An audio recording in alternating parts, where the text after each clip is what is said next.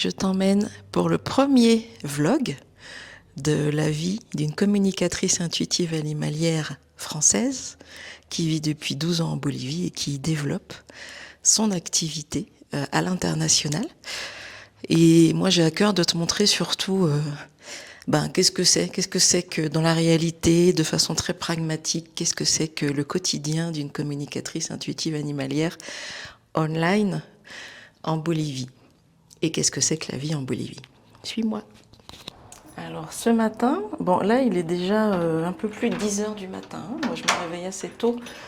Pourquoi? Parce que comme je travaille beaucoup avec la France et d'autres pays, j'ai souvent des messages le matin et j'ai souvent des réponses à donner à mes clients qui m'ont demandé des consultations en communication animale le matin. Donc ça c'est ce que j'ai fait déjà ce matin, d'avoir des échanges. Là je te montre mon petit jardin.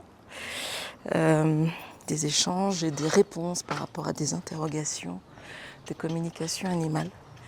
Alors ici on est à 3600 mètres d'altitude dans mon quartier de La Paz en Bolivie.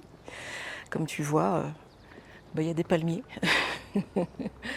Et là je vais me rendre à la banque, une de mes banques. Là je suis en train de changer de banque.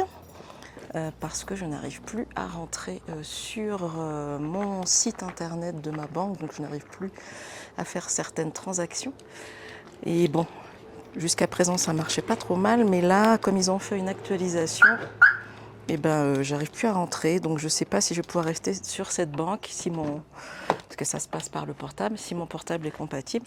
Mais peu importe, j'ai déjà ouvert une autre banque qui a l'air de mieux marcher en ce moment. Alors moi j'adore les paysages de La Paz. En fait, à La Paz, on est dans un grand canyon. Cette ville a été construite de façon complètement improbable, donc entre 3006 et 4000 mètres d'altitude. Et on est toujours ici comme dans un nid d'aigle, c'est-à-dire qu'on est entouré de magnifiques montagnes qui, moi, me donnent l'impression d'être protégé de toute la folie du monde. On peut être parfois éclaboussé par certaines folies du monde qui nous viennent de l'extérieur.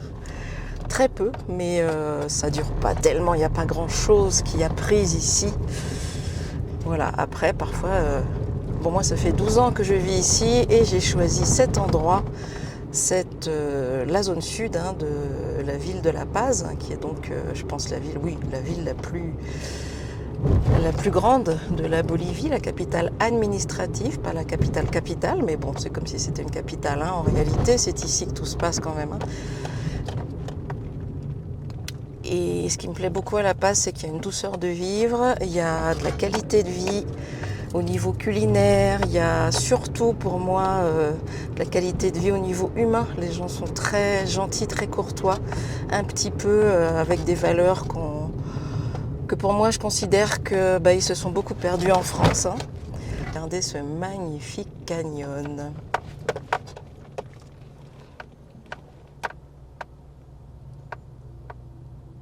Le collège français, c'est le collège où moi j'ai passé le collège lycéen.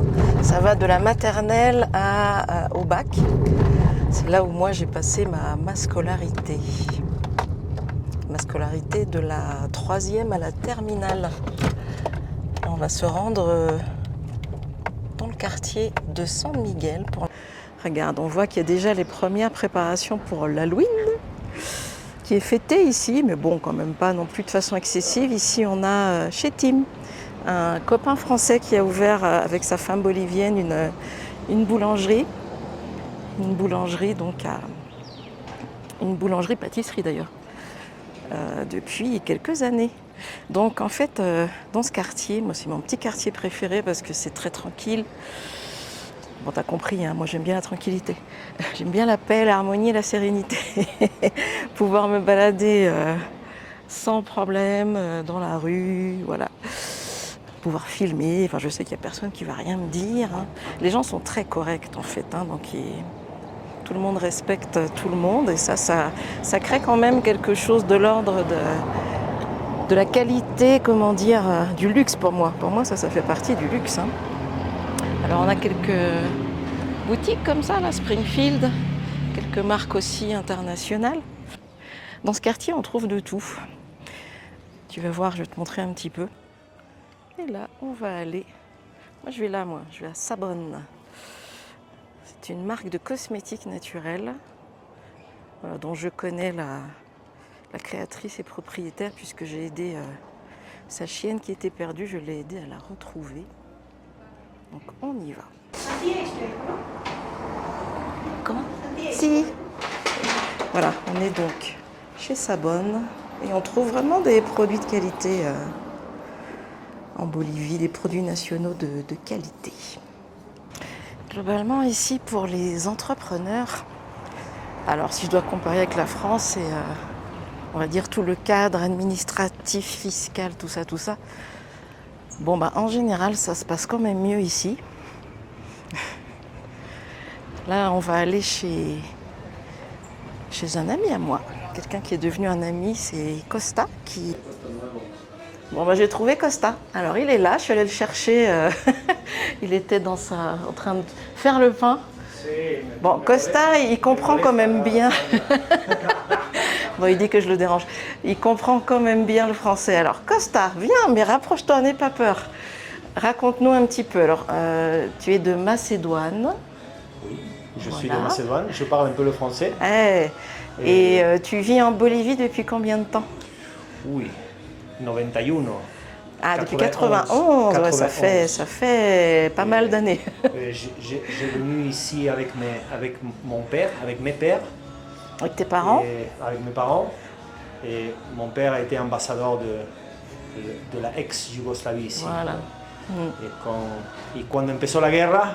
Quand la guerre a commencé en Yougoslavie, et bueno, yo me quedé acá como il est profe de resté là tennis. comme prof de tennis pendant très longtemps, hein, pendant beaucoup d'années. 20 años, 20 ans peut-être. Voilà, et donc c'est là où, suite au confinement, suite au Covid, tu as décidé de te lancer plutôt dans le pain parce que sa grand-mère, mon grand-père, ton grand-père, lui avait appris à faire le pain. Él era panadero. Ah, il faisait du pain. Y en la pandemia empecé a hacer pan en mi casa. Ah, il a commencé à faire du pain chez lui pendant la Los pandémie. Amigos, cuando les regalaba el pan, me preguntaban Et de les dónde lo amis compraste. lui demandaient, mais tu l'achètes tout ce pain? Y yo le dije, no, yo lo hago. Entonces me dijeron, vendeme. Voilà, s'il disait c'est moi qui le fais, donc il disait vends-moi. Ça a commencé comme ça. Sí. Et maintenant, regardez cette boutique extraordinaire où il y a tout, boulangerie énorme, où on trouve vraiment de tout. Tiens, on va aller, je vais vous montrer tout. Voilà, le super pain de Costa, il y a vraiment de tout. Et tout est fait au levain.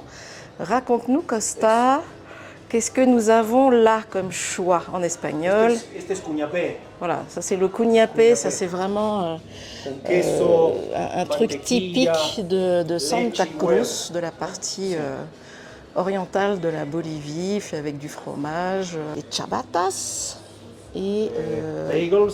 voilà. Et nous avons des super baguettes. Le baguette français. Alors moi j'ai eu la chance de pouvoir tester parce que à chaque fois Costa il met beaucoup d'attention à tout ce qu'il fait, donc j'étais sa testeuse de pain, donc je ravie. Donc j'ai pris du poids, mais bon, je me suis mis un peu plus au sport aussi. Alors là, on a des super cakes de bananes, zanahoria, carottes et orange. Regardez ça. Puis on a aussi les cookies. Alors la majorité des choses est faite avec du levain. Voilà, donc ça c'est vraiment quelque chose d'unique. Ici, Paola va nous dire bonjour. Et pain intégral. El higo con nuez. Ah oui, il y a du pain figue avec des noix. Tenemos de cebolla caramelizada, queso roca limimari, Oignons caramélisés, romarin, enfin bon. C'est un délice. Moi, à chaque fois que je viens ici, de toute façon, je viens juste pour acheter du pain et puis je termine en train d'acheter des pains au chocolat. Des trucs comme ça. Voilà. Et puis il a aussi beaucoup d'épiceries de qualité avec des producteurs nationaux qui font voilà, pas mal de choses. On a du fromage ricotta, il y a vraiment de tout, quoi. Voilà, donc à La Paz, on est très bien au niveau culinaire. Merci Costa. Voilà, parce que là, je suis sûre que vous allez me dire oui. Mais tu vis comme une expat, tu es une colonisatrice. Bon, pas du tout, moi ça fait 12 ans que je vis ici, j'ai mon entreprise ici. Je n'ai pas les avantages des expats, je suis vraiment une entrepreneuse. Même si oui, j'ai réussi à mettre en place le fait que j'ai mon entreprise domiciliée au Royaume-Uni, hein, par un système qui existe et qui, moi, me facilite les choses par rapport aux problèmes bancaires qu'il y a eu ici, que je vais un petit peu vous raconter. Alors, entre-temps, je suis tombée en panne de batterie parce que je ne suis pas habituée. Entre-temps, il a plu, entre-temps, on a mangé et je vous présente mon chéri qui est en train de se préparer pour aller accomplir sa tâche de prof de pilates, entraîneur sportif, tout ça, voilà. Donc oui, je vis à la bolivienne depuis 9 ans avec Juan José et ses enfants qui vivent ici avec nous. Alors qu'est-ce qui s'est passé au niveau des banques en Bolivie? Depuis 1 an et demi, en fait, on n'a plus accès au fait de pouvoir avoir des dollars. Et en ce qui concerne les banques, on ne peut plus faire transiter nos pesos bolivianos vers des euros ou vers des dollars depuis pas mal de mois, 1 an et demi, à raison maximum de 100 par mois. Raison pour laquelle moi j'ai eu cette possibilité, après avoir eu une entreprise pendant des années ici, d'ouvrir une entreprise au Royaume-Uni de façon à avoir une banque professionnelle et des euros, ce qui est beaucoup plus intéressant. Ça, c'est des choses qu'on peut faire à travers ce système, dont je te parlerai certainement à nouveau plus tard, à partir du moment où on commercialise des services impalpables. Donc moi, dans mon cas, ce sont des formations, des consultations. Donc je rentre dans cette case, et peut-être que toi aussi, tu peux rentrer dans cette case selon là où tu vis. Là, je vais aller à la banque, comme je l'avais dit depuis ce matin, parce que pour l'instant, j'ai pas réussi à le faire, avant que ça ferme, puisque ça ferme à 16h. Pour régler mon problème ou pas. Et voilà, je te raconterai plus un peu plus tard.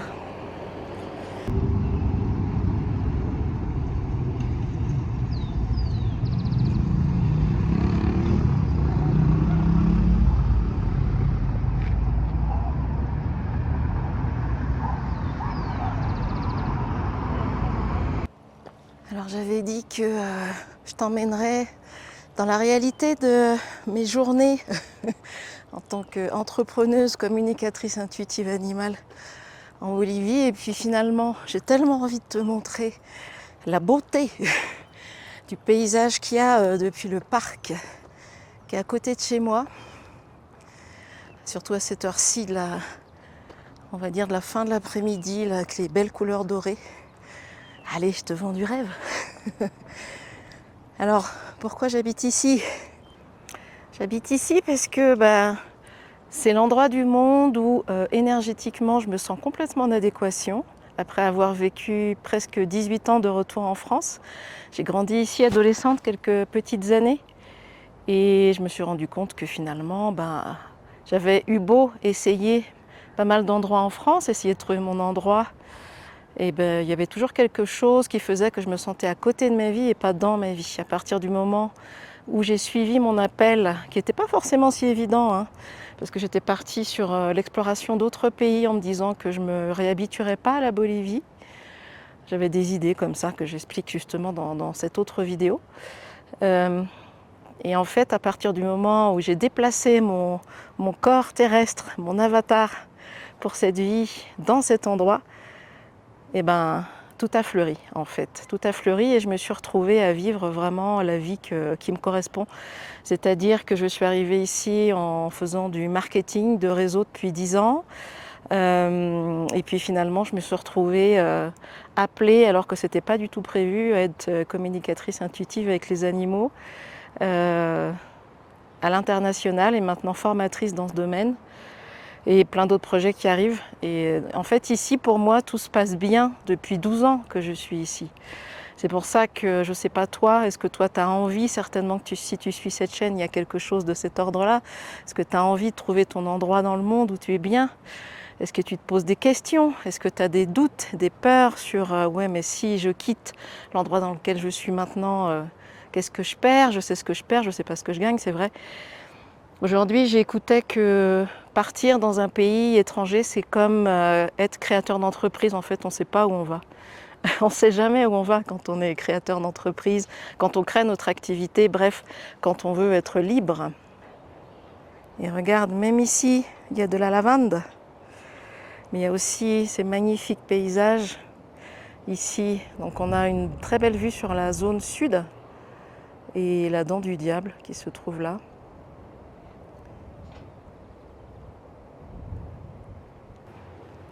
Alors toi qui certainement as ta propre activité ou as envie de l'avoir, alors cette notion de liberté, elle peut être très subjective parce que c'est clair que quand on crée notre propre activité, on ne subit pas ce que les autres attendent de nous. On n'est pas dans un cadre qu'on n'a pas vraiment choisi. Par contre, ça demande de la liberté, demande beaucoup plus de responsabilité. Donc par exemple, moi dans mon cas, même si aujourd'hui c'était pas un jour comme les autres, finalement c'était un jour qui a été dédié à régler des choses en extérieur. Et puis j'avais envie de te partager, puis maintenant il fait beau et me voilà dans le parc. Mais là tout de suite, je vais rentrer à la maison et jusqu'à ce soir, certainement 21h, 21h30, 22h peut-être, je vais être devant mon ordinateur. Et la plupart du temps quand même, en tant que communicatrice 100% online, je suis devant mon ordinateur. En tant que formatrice 100% online, je suis devant mon ordinateur. Par contre, j'ai choisi le cadre, j'ai choisi la maison, j'ai choisi le quartier, je me suis donné les moyens pour y arriver. J'ai choisi aussi mon compagnon. Bref, je suis dans le meilleur cadre pour moi, même si tout ça requiert du travail, de la responsabilité, de la présence, le fait d'être centré. Quand on travaille dans des métiers, des professions, on va dire, comme ceux de communicateurs intuitifs avec les animaux, ça requiert beaucoup d'énergie. Alors il n'y a que ceux qui font ça qui savent qu'en fait, quand on est en contact avec des animaux, de façon, on va dire, à distance, puisque moi je ne travaille qu'à distance, même pour les animaux qui sont dans mon quartier. Tout ça se passe à distance parce que c'est une communication, on va dire, de conscience à conscience. Je n'ai pas du tout besoin de voir l'animal en présentiel, sinon ça va me donner un brouhaha inutile, alors que moi je vais à l'essentiel de l'animal, je récupère des informations, on travaille sur des choses énergétiques, l'animal en général va mieux, et ça donne beaucoup de compréhension à son humain. Ça, c'est pour la partie consultation. Pour ce qui est de la formation, moi, je passe beaucoup de temps en individuel, de façon très personnalisée, avec chaque personne pour qu'il puisse vivre de cette activité comme je le fais moi et qui sait peut-être même vivre dans l'endroit où elle veut, où cette personne veut, où tu veux peut-être. Si tu as envie d'être plutôt dans la campagne, si tu as envie plutôt d'être comme moi et de vivre dans un pays que tu kiffes, où tu sens que ton énergie est complètement alignée, tout ça c'est possible aussi. C'est un des métiers qui rend les choses possibles et j'en suis la preuve puisque je le fais depuis maintenant 12 ans. Alors tout ça a été step by step. Même moi, déjà à la base, je ne pensais pas du tout en faire mon activité. Les choses ont fait que finalement, ça se passait bien pour moi et les gens m'ont demandé cette activité. J'avais de plus en plus des clients contents. Ici, on est dans un pays où il y a beaucoup cette relation humaine, ce bouche à oreille. Donc quand les gens sont contents de quelque chose, ils nous envoient d'autres gens. Ensuite, j'ai eu le sentiment et l'intuition qu'il fallait que je me développe à l'international. J'ai créé des sites en français et ça, c'était juste avant le confinement. Et qu'est-ce que mon intuition a été bonne sur ce coup-là? Comme quoi l'intuition, non, c'est pas quelque chose de complètement impalpable et de complètement flyé. Ça peut quand même pas mal nous sauver la mise. Ça, c'est aussi des choses que j'apprends, que du moins je transmets à travers toutes les pratiques qu'on fait. Et puis maintenant, je travaille à l'international. Je travaille beaucoup avec la francophonie, l'hispanophonie. Ça fait un large champ d'action. Évidemment, tout ça se passe devant l'ordinateur, mais je crée mes horaires comme je le veux. Moi, j'adore travailler le matin tôt. Et ensuite, là où je suis le plus relaxée, parce que ça demande ça, quand on fait de la com animale, d'être relaxé, c'est à partir de 7h06, 16h30, 17h, où là je vais retourner faire mes com animales, terminer mes consultations. Et ce soir, je fais une interview avec Anne-Sophie, qui est une de mes élèves, qui est en train de commencer à gagner sa vie avec la com animale depuis Bali. Alors ça, si c'est pas un exemple que oui, la com animale peut s'exercer depuis là où on veut et comme on veut. Donc elle va nous raconter tout ça. Bientôt tu verras ça sur ma chaîne. En attendant, je te dis à tout à l'heure pour la suite.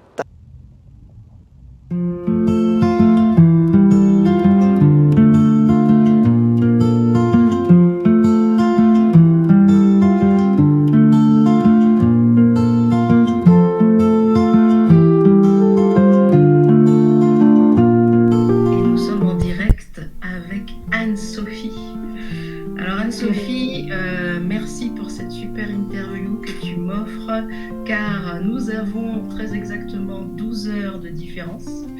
Ici, chez moi en Bolivie, il est 20h et chez toi, il est 8h du matin. Et je sais que tu n'es pas forcément très matinale. Il fallait pas le dire.